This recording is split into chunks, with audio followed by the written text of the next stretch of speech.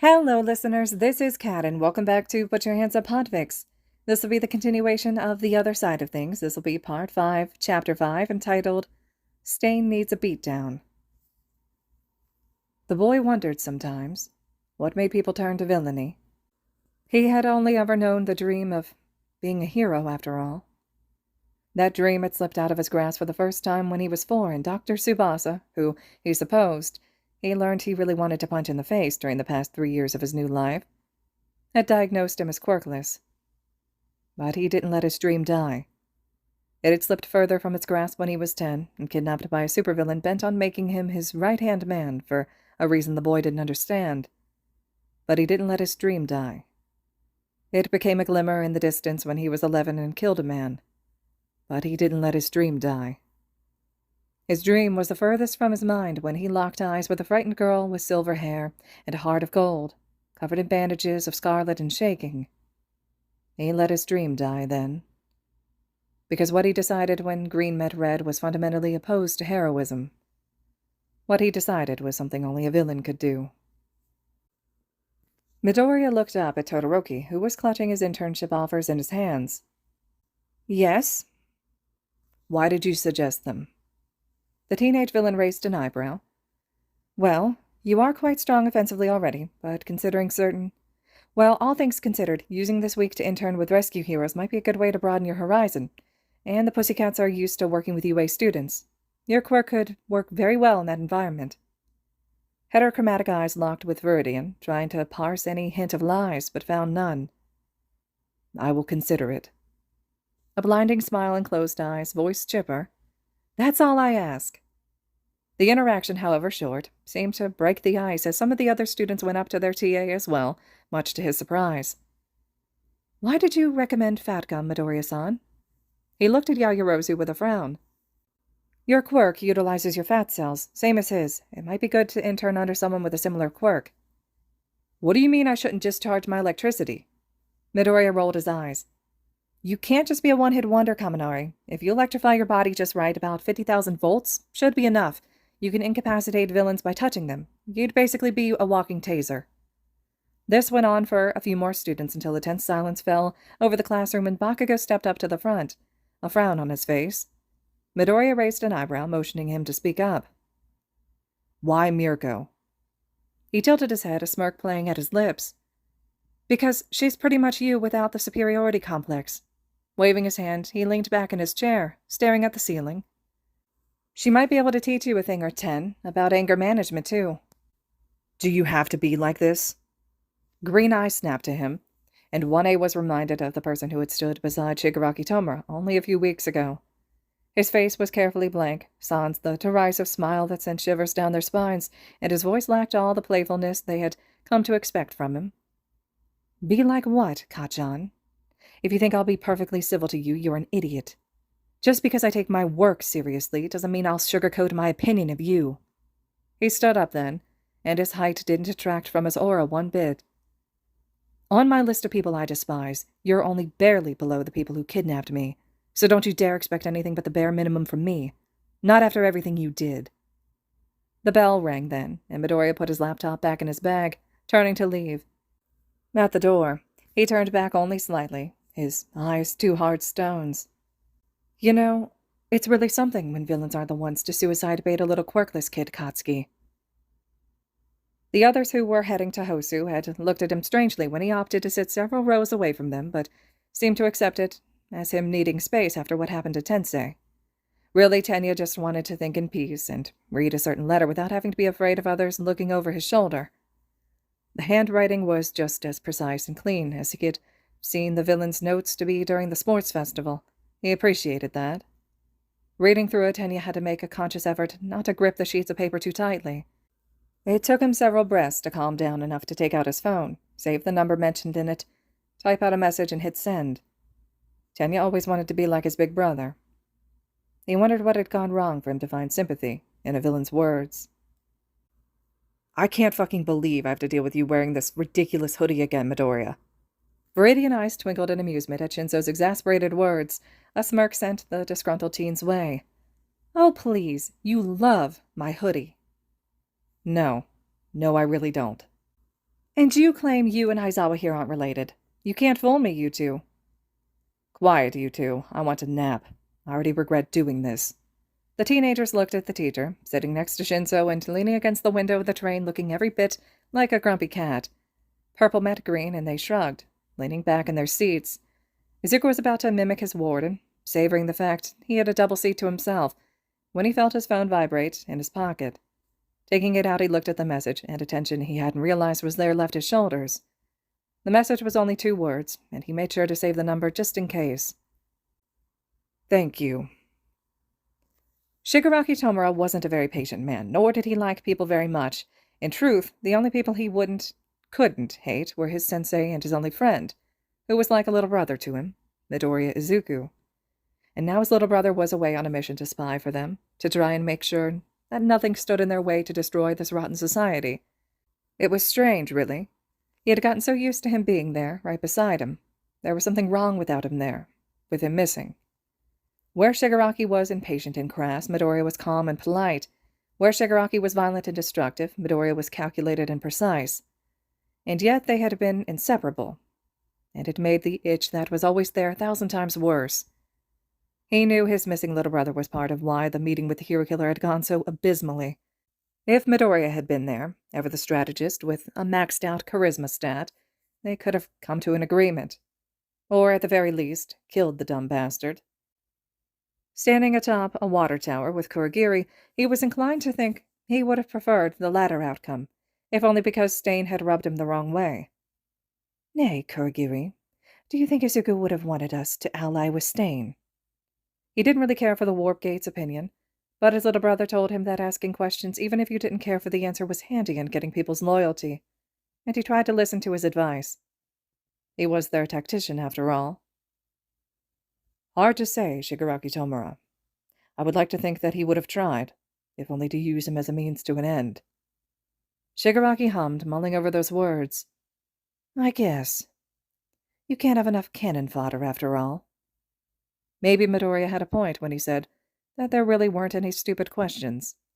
His brother was always a natural at charisma, after all. Iida, I know what you are planning to do. I'm not going to tell you to let go of your hatred because I have no right. The entire reason I'm here, able to write this letter, is because my hatred for the League is big enough to betray them, after all. The sword of the hero killer shone in the dim light of the alleyway, catching his attention. You likely don't care for words of encouragement from a villain, and I won't hold it against you if you just ignore everything I tell you.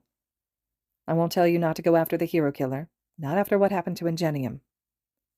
There were explosions and screams in the distance, but the noise dulled as he clenched his fist, anger surging through him.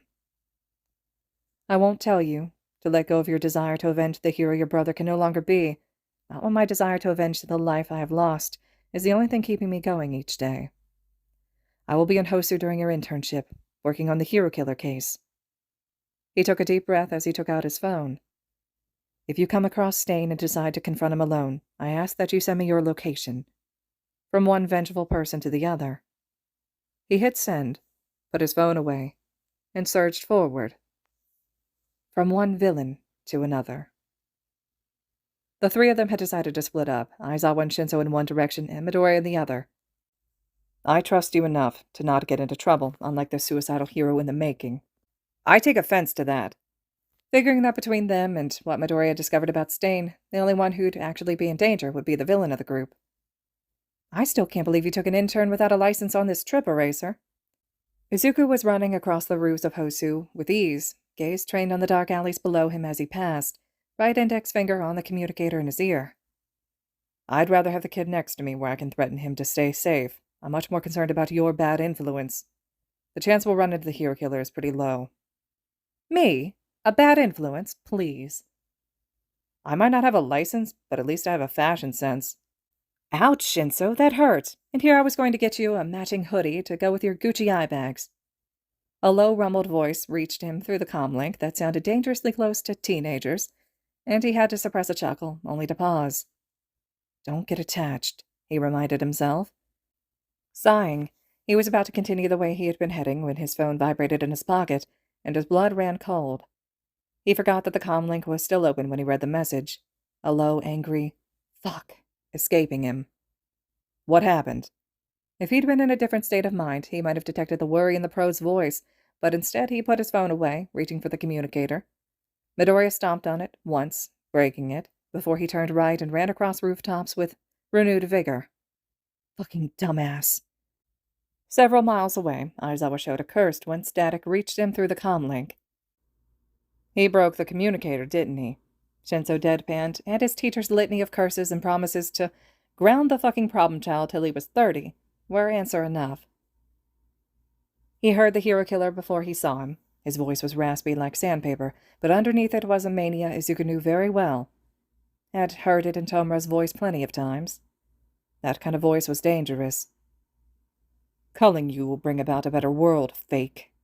Izuku jumped from the 2-story building before he'd really thought about it, and only years of training made sure he landed safely and soundlessly in a crouch behind Stain, hands pilfering 2 blades from the murderer's back. He rose, roundhouse kicking Stain in the back away from Iida in one fluid motion, hands readjusting the blades to get a better grip. While I appreciate the aesthetic, I have to ask that you leave my student alone. His voice didn't match his words, a cold fury in it that he rarely let show. Iida, can you move? No, ever since he cut me I've been paralyzed. His voice was wet and angry, and Izuku felt the need to both help him and kick him in the face for being an idiot. This is my revenge. Just leave. No offense, Iida, but your revenge failed when he beat you. Not daring to look away from the hero killer and his katana, he took a few careful steps forward, wishing he had more on him than jeans, a hoodie, and 2 daggers. He preferred guns, really. And who are you? Another fake? A green eyebrow rose up, a practiced, fake smirk curling his lips. Me? No, I'm no hero. I gave that up when I was 13. Izuku shrugged, trying to sound nonchalant but finding it hard to keep the fury from his voice. Nah, I'm just a teenage villain, trying to make amends is all. Stain's crimson eyes narrowed, zeroing in on the quirk-suppressing collar around his neck. And what are you going to do, without a quirk? He felt his smirk become slightly unhinged as he ducked into a battle stance, letting the small part of him that All for One had reached, had corrupted beyond help, take over. I don't need a quirk to kill a washed-up vigilante. Iida felt incredibly foolish, lying on the cold ground as the man who had planned the USJ attack, had made the plan to kill All Might, had been slowly weaseling his way into their class in some weird way he still couldn't quite understand, face down the hero killer with nothing but 2 short daggers and a Hail Mary. In a way, he had come to appreciate the sarcastic teenager he supposed, even before the letter he had written him. Thought he might have been his friend, under different circumstances, in a different life. But watching him now, a mania in his green eyes that was unlike, yet alike, the hero killer's, he wondered if he'd even gotten close to knowing him at all. Izuku bent back, the katana sweeping through the air mere inches above his face, and kicked at Stain's face as he did a backflip to get out of reach again. His shoe missed Stain's chin by a breath, and he cursed. The hero killer watched him, gauging his next move, and he had to resist the urge to rush forward. Tomura had rubbed off on him. Why do you even care about this fake? Back to talking, huh? I told you, he's my student. He crossed the daggers in front of him just in time to block the katana, gritting his teeth. That's not the real reason, is it? He felt a spiked boot kick him in the side, and he flew back, hitting the alley wall with a low grunt, ducking the next sword swing only barely. You're not the type to care about something like that. Izuku kicked at Stain's left knee, knocking him to the ground, only for the killer to roll backwards and into a crouch, lunging forward again. You got me there. Throwing the daggers into the air, he grabbed for Stain's wrists, raising them above his head and kicking him in the stomach. He twisted the katana from the slack grip, twirling to slash at his gut, but meeting only air. Izuku turned, locking eyes with the panting hero killer a few feet away. Tell me, what do you think the reason is I'm here? I wonder. Stain moved his hands in a blur, and Izuku moved a second too late, one of the throwing knives cutting across his left eye, pain blooming across. He discarded the katana and lunged for the small knife, grabbing it and rolling to the side, aggravating the bleeding in his right side and grunting in pain. His world was tinged crimson, and he hoped cutting didn't suffice to paralyze a victim. The katana came down, pressing him into the ground as he barely held it at bay with the far too short blade in his right hand. Do you think saving this fake wannabe hero will save you? People don't change. Fake stays fake. Villain stays villain. Perhaps. Izuku grit his teeth, trying to focus Stain's attention on him as he slowly moved his left hand. I resigned to my fate a while ago. That doesn't mean I can't still try to do good when I have the chance. You're just meddling in things that don't concern you. Well, I've heard that's what heroes do. Not that I'll ever be one anymore. He relished the slight surprise in the hero killer's eyes, the fingers of his left hand finding the hilt of another dagger and slashing at his face. Stain jerked away, wildly moving his katana as the mask over his eyes was cut off, stained in blood. Izuku bit his tongue and broke its skin as he suppressed a scream of pain, his right index finger cut off by the ragged blade. Fuck. They stumbled to their feet, both bloody and out of breath. Above the sound of his heartbeat, he thought he heard shouts and hurried footsteps, and when he dared to follow Stain's gaze, the killer already aiming with another handful of throwing knives. He moved without thinking for the second time that night. Behind him, Stain threw the knives at Aizawa and Shinso, standing at the end of the alleyway, simultaneously moving to look at the blood on the katana.